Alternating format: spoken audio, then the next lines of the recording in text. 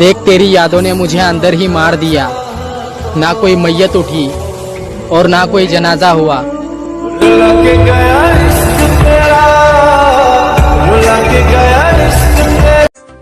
प्यार में दिल लगावल जाला, तू दिमाग लगा दियलू।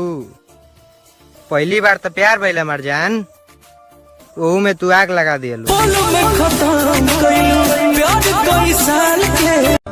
मेरा सफर खत्म हो गया साहब, मेरी रानी किसी और की दीवानी हो गई।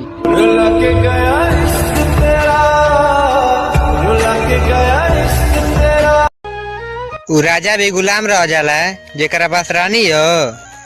ये दुनिया में खाली माई बाप काम आई हमार भाई, बाकी सब झूठा कहानी है। जन भुलई भाई माई बाप के। मुझे मत सिखा मोहब्बत की बातें, जिन किताबों से तूने मोहब्बत सीखी है वो किताबें मैंने लिखी है।